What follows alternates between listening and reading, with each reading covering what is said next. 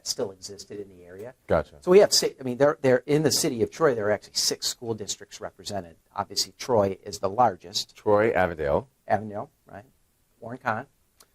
We have a small sliver of Warren Consolidated. Warren Consolidated Is in Troy. Is in Troy. We have a small sliver of down on just south of Maple. Okay.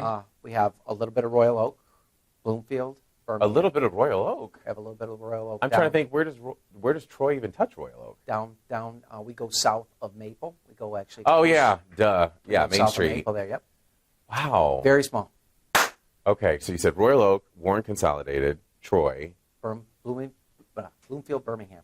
Okay, Bloomfield, Birmingham. Wow. Yeah, and they all touch Troy. They all touch Troy. They all touch the city. That's of Troy. wild. Yeah, okay. It really is. And in Avondale Mm-hmm. and Warren Con are the 2 areas where we get the biggest. We get feedback from parents like, how come, we're in the city of Troy, but we're not in the Troy School District. That's where we get the biggest. Yeah. And we, initially we're going to make the switch over, but yeah, they've had a great time at Woodlands. And Woodlands is a great school. Yeah. And Jim does a fabulous job at Avondale. Yep. He's all in at Avondale. He's a former Troy guy, actually. Oh, really? Okay. His kids went to Athens. Oh, cool. Yeah, he's a former Troy guy. Cool. Let's have you say and spell your first and last name for me. Sure. It's Dr. Rich Machesky. R-I-C-H, M-A-C-H-E-S-K-Y. Okay. And you're the superintendent of Troy Public Schools. That's correct. Okay. So the school year starts on Tuesday. Starts on Tuesday, correct. We've talked with some parents in the Troy Public Schools not community district, Detroit Public Schools community district, but also Troy. And parents have some questions, some concerns about school safety. Mm-hmm. And I know that this is sensitive, obviously, to this area ever since Oxford and really any school shooting. Right. Talk about how heavy school safety weighs on you as the head of the district. Well, without question, the safety of our students, our staff, our learning community Mm-hmm. is paramount in the Troy School District. We say that from in fact, I said that yesterday at our welcome back. It's all about making sure that we create environments that students and staff feel safe, because we know when students and staff feel safe and they can be their very best. They can do their best in the classroom. Kids can be kids. Teachers can be teachers. Our staff can meet the needs of our students. So it has been and will continue to be the number 1 priority in the Troy School District. So there's a difference, obviously, between feeling safe and actually being safe. How confident are you that those 2 are the same, that the school is safe and that people also feel safe?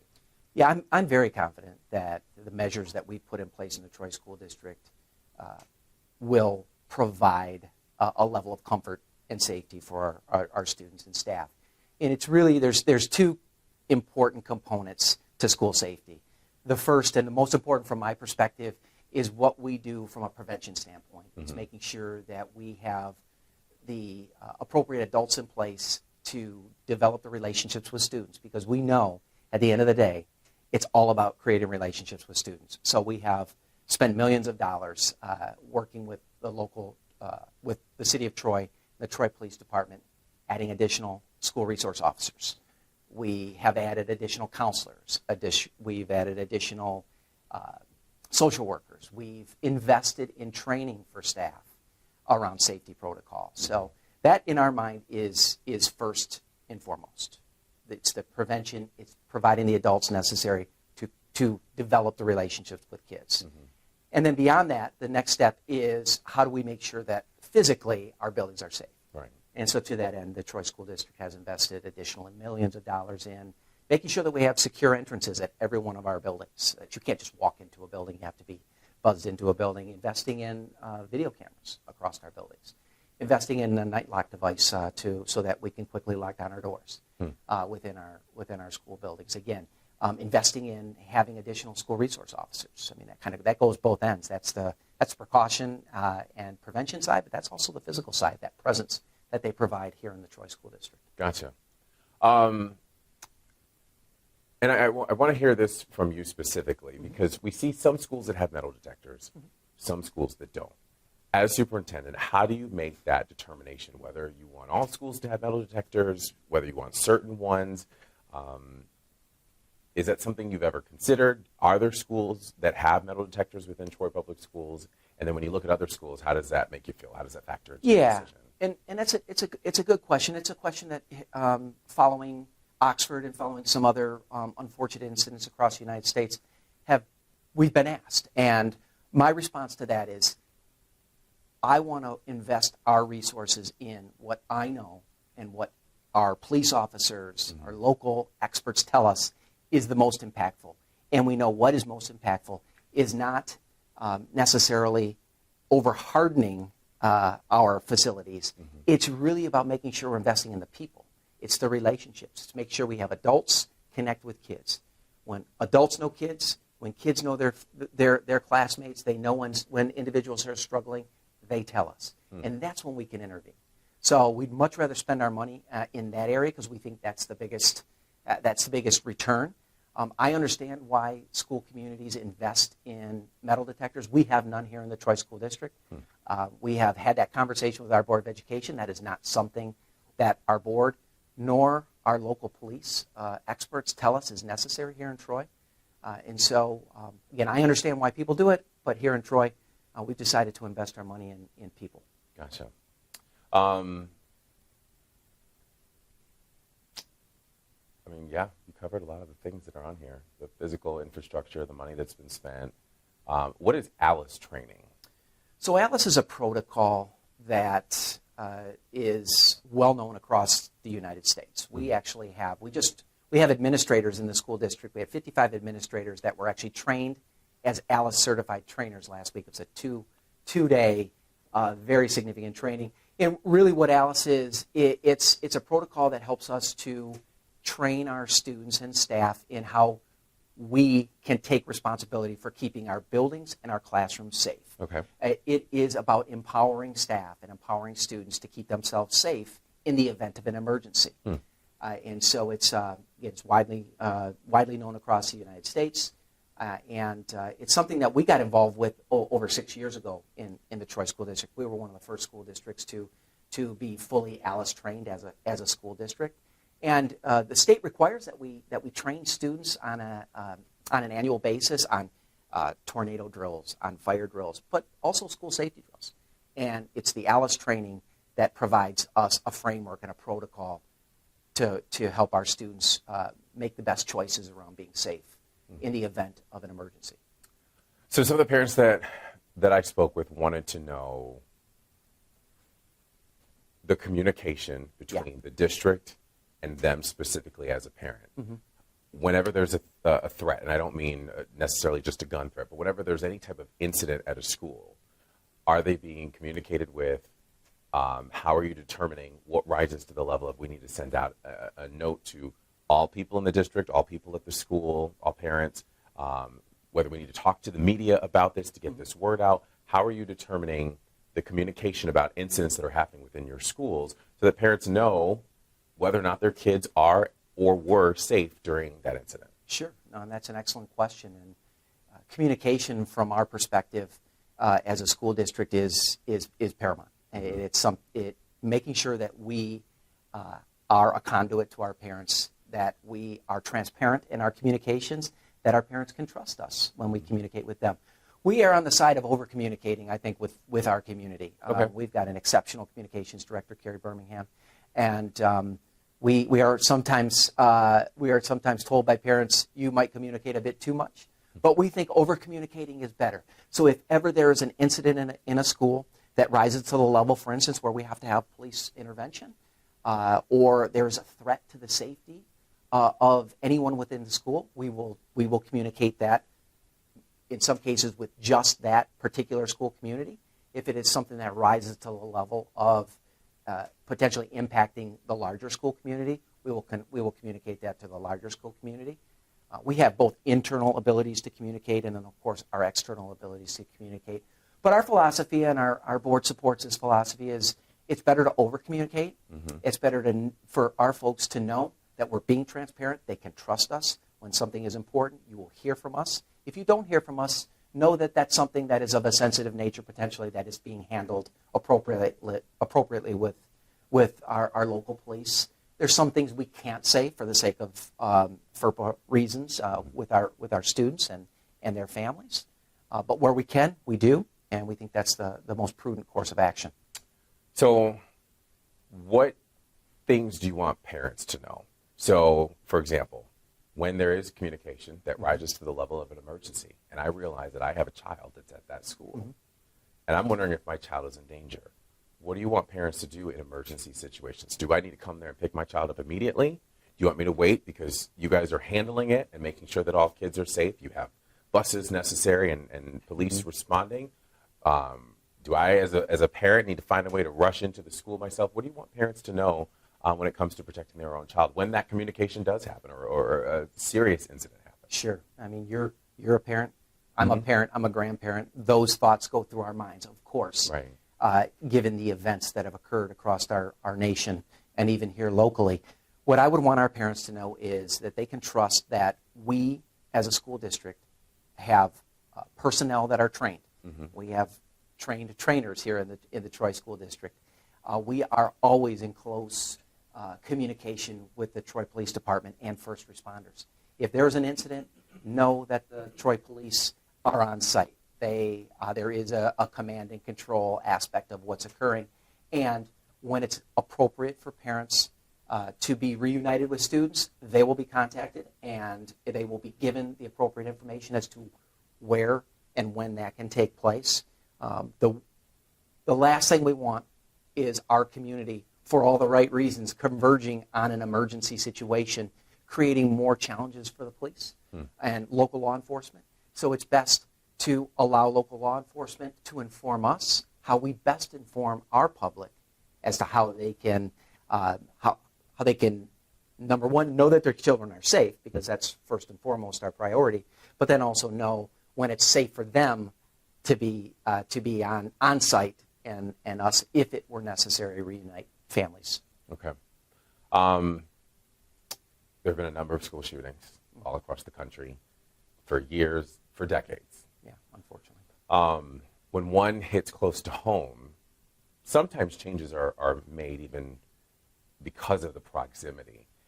Or changes are already in place to prevent something like that from happening, or to try to prevent something like that from happening in said community. Did Oxford have any effect on the way the district does things immediately, or have you guys just re-examined your procedures and policies and known that they're airtight? And I guess what I'm asking, which is a difficult question to answer, how confident are you that an Oxford situation, a Sandy Hook, a Columbine, could never happen within Troy Public Schools? Yeah, it's again another great question, and we have a crisis committee that has met here in the Troy School District. It's made up of administrators, teachers, local law enforcement, first responders. We've had that committee meeting since I've been superintendent, now going on 9 years. Wow. That committee has recommended, even as far back as incidents that occurred with Columbine and of course Sandy Hook and so forth, up to and including Oxford. We are constantly on an annual basis looking at our practices, making sure that our practices are best practices, and that's where we rely upon local law enforcement. So we have made adjustments on an annual basis over the course of many years. Certainly we were impacted given the close proximity of Oxford. It created questions for us to investigate. For instance, after Oxford, we had been prior talking about installing locks on all of our doors, consistent locks on all of our doors. And we were in the process of looking at what was going to be the best. Including classroom doors? Including classroom doors, right. Wow. And when Oxford occurred, we said, we can't wait. We need to make a decision. And that's when we made a decision and moved very quickly to install the night lock devices on our doors. And so, albeit we're looking at those things on an annual basis, looking at best practice, absolutely Oxford, as close to home as it hit, provided us reason to further examine our practices and make sure that we could communicate to our community that we have the best possible solutions in place to keep our students safe.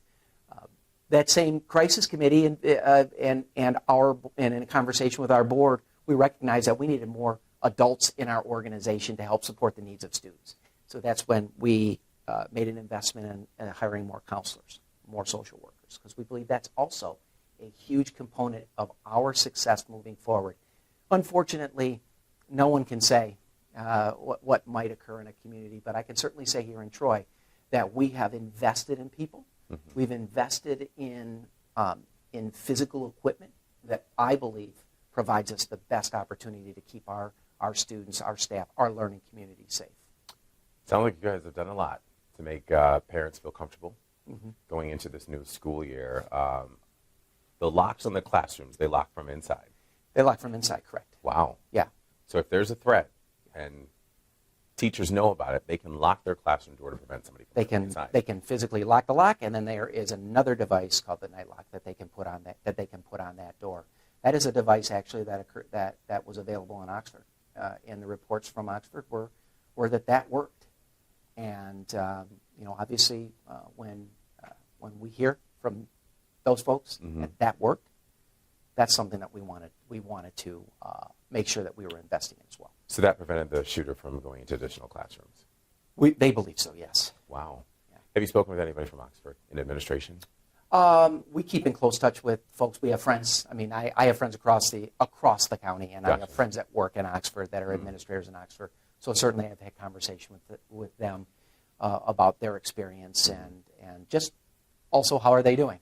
Because we're very concerned about them as individuals and the residual impact that event is having on their entire school community.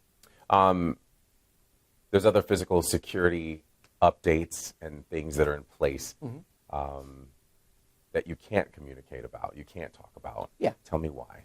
Well, there are certain things. So, for instance, we have an EOP, an emergency operation plan, that is designed in conjunction with local law enforcement.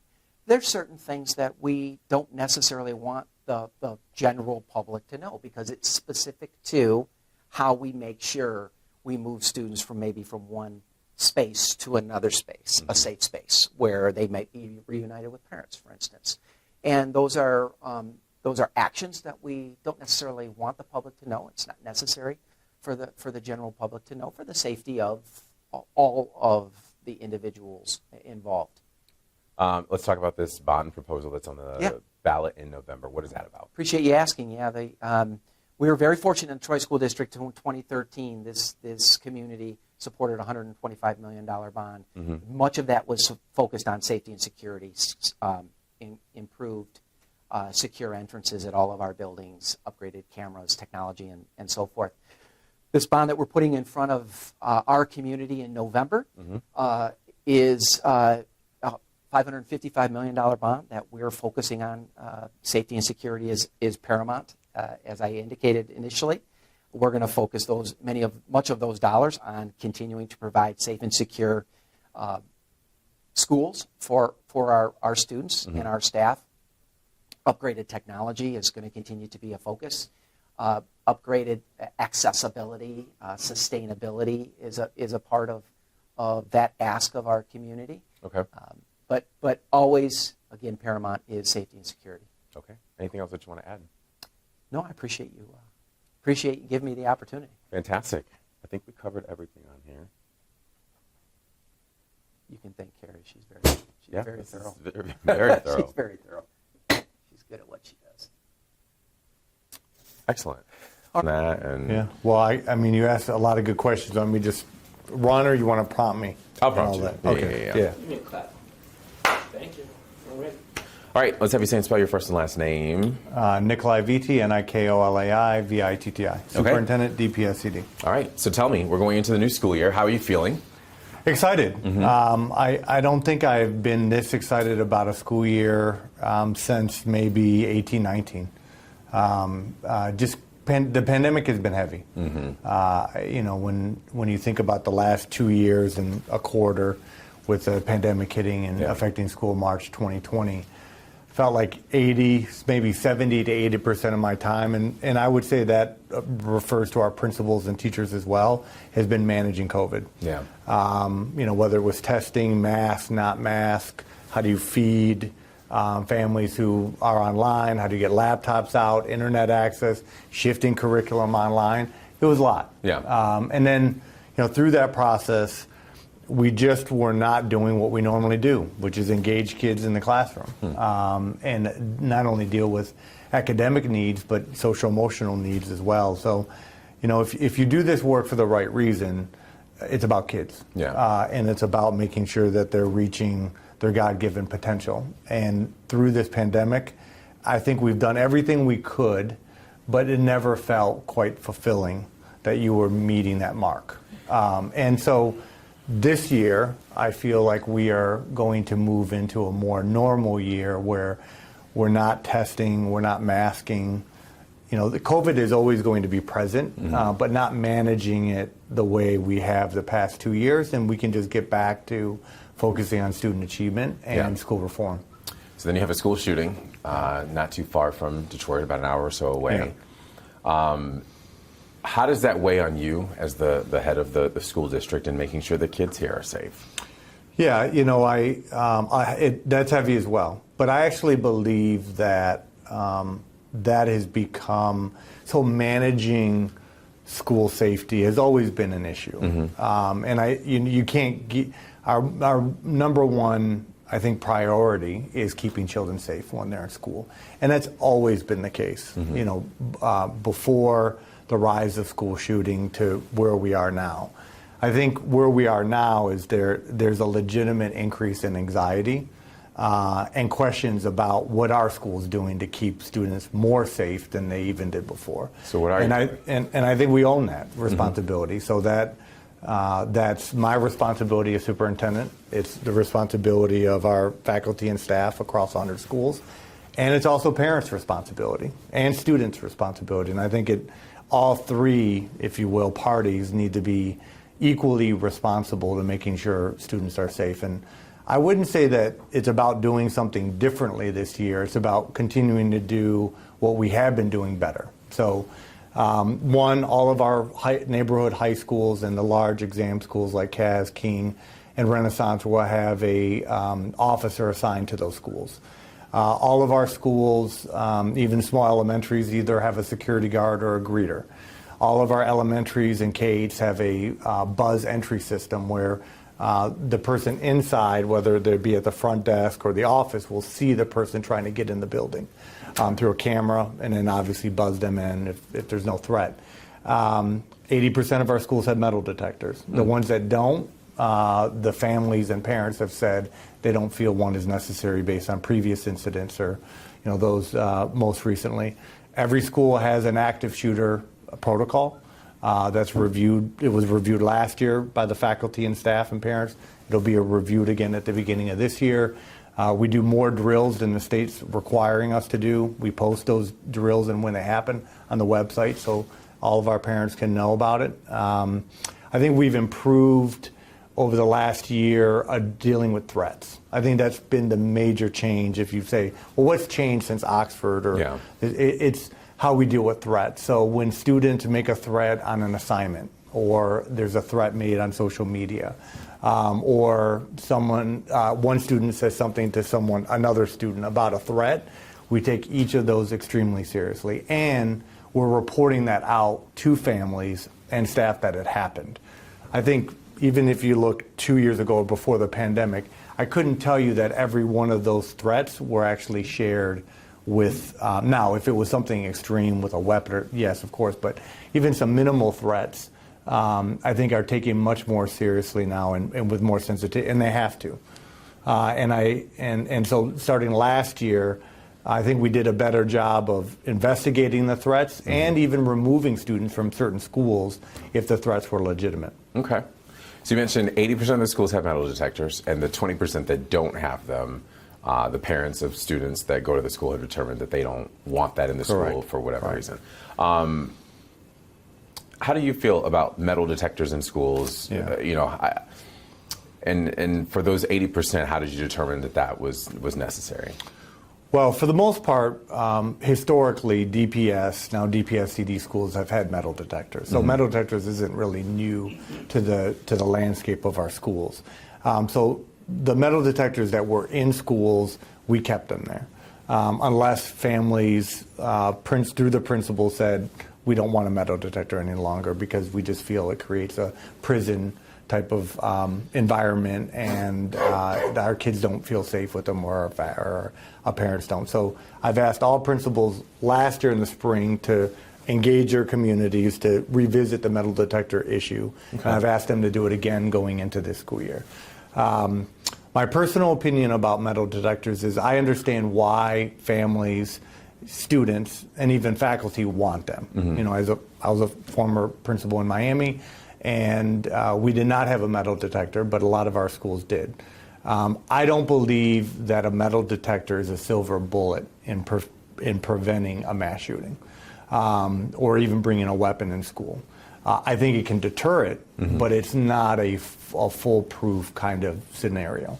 The reason for that is all schools have multiple entry points. You can sneak one in with the right kind of coordination with the student. You could, for whatever reason, bypass the metal detector on any given day, give it to someone else who's already in. There's ways of overcoming the barrier of the metal detector. But right now, a lot of our students in particular feel more safe with a metal detector. And I think we have to follow through on their wishes to feel more comfortable. The best metal detector, in my mind, if you will, is relationships with students. And I think if, you know, metal detector or no metal detector, students know what's going on. Mm-hmm. They know through their peers who's alienated, who's angry, who might have access to a weapon in their home. And I think our students have really stepped up over the last couple of years in reporting incidents that someone may have a weapon in a school, that someone made a threat. And as long as they feel they can be trusted and have open relationships with faculty and staff members, I think that is the best way to prevent a mass shooting or a horrific, tragic incident in the school. But then there's a responsibility on the faculty and staff to respond. Okay. And I think we've done a very good job of that. We need to continue to do that and be hypersensitive to when students are reporting an incident. And then there's a mental health factor. And so with COVID relief funding now, we have mental health support at every one of our schools for small group, one-on-one support. So our faculty and our staffs have to continue to do a good job of identifying students that need support. We do a survey at the beginning of each year for every 3rd to 12th grader on child adverse effects. Mm-hmm. And so, you know, seeing violence, being exposed to violence, having a violent incident, all of those factors contribute to mental health issues. And now we have the resources to provide that kind of support. So when you look back at the FBI reports on school shootings, there's a couple key factors there. And one of them is that almost every school shooter demonstrated signs that something was wrong. Whether it was threats on social media, threats through friends, assignments, access to a weapon. So there are red flags that go up. I'm not blaming any superintendent, principal, or teacher for, being the cause of a mass shooting. My point is that if we have our antennas up and we're connected to our students and we're sensitive to what our students are saying and doing or not doing, I think that we can intervene in the right way to prevent a tragedy from happening. But ultimately, this country has to get smarter about guns, mm-hmm. way too easy of access of weapons. Parents have to do a better job of monitoring their children's social media, who their friends are, what they're doing. And again, the school system has to do a better job of responding to threats, sensitive issues, and providing more mental health support. You covered a lot there, which is great. Is there anything that you want parents to know, that you want to communicate to parents to help make their kid safe in school, mm-hmm. And to also have them be reassured that their kid is safe in school? Yeah, I just think if we really have genuine, authentic relationships with our children, mm-hmm. we can keep them safe. Okay. And that's everybody. In the conversation that you and I had, I do think it needs to be a mutual sense of responsibility that all parties share: school, central office leadership, and parents, and the greater community. We should be seeing what our children are doing. Mm-hmm. What are they doing at home? What are they doing between home and school? What are they talking about? Who are their friends? Are they angry? Are they making threats? Do they have access to a weapon? All of these points need to be reviewed and monitored. Children are children, adults are adults. The adults have to be adults, and the children have a right to be a child. But the adults have to step in at the school level and at home to keep children accountable and responsible. And I think when we do that as a collective community, then we can prevent school shootings from happening. Last question. In Troy, the superintendent in Troy is saying a lot of the similar things that you are in terms of relationship with adult and student. And that adult can be parent, administrator, counselor. They have, each classroom has a lock on the door that it can be locked from the inside to prevent somebody on the outside from coming in. Right. Is that something that DPS has? And if not, why? And then what are your thoughts on it?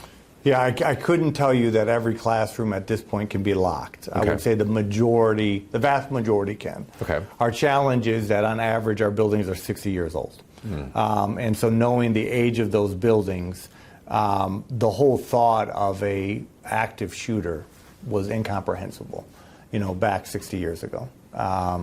And so as we modernize our schools with either new buildings or infrastructure investments through COVID relief funding, which we're about to do $700 million over the next 5 years, I think the commitment to being able to lock every door is something that we can commit to over the next 5 years, but that's going to be a process. Okay, so it costs money. Yeah, I mean, in the meantime, I would say majority can be locked from the inside, but not all. But that's something that we definitely can work on over the next 5 years. Okay. Anything else that you want to add?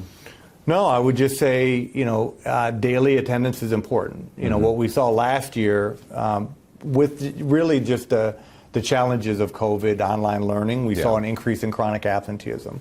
So I think as we go into this year, one of our number one priority areas is improving student attendance. Our data was clear that when students were not chronically absent, they were much, much more likely to be at and above grade level in literacy, math, science, and social studies, more likely to like school, to be engaged better with their peers and with the adults. So we just have to overcome some of the bad habits and some of the realistic challenges that occurred in the pandemic and have students come the first day of school on Monday and continually. It's not okay to miss 1 day a week. We got to have kids in school every day in order to... Especially on the days that count, if you know what I mean. Well, yeah, but even, true, but we really have to create a culture where every day counts. Right. And students are there every day because good things are happening. We're fully staffed with teachers. We've put a lot of investment in new curriculum, new programming, art, music, PE, and we're ready to engage children better than we ever have before. And the data speaks to that when students are present daily. Fantastic. Norma's going to get a couple of different angles of us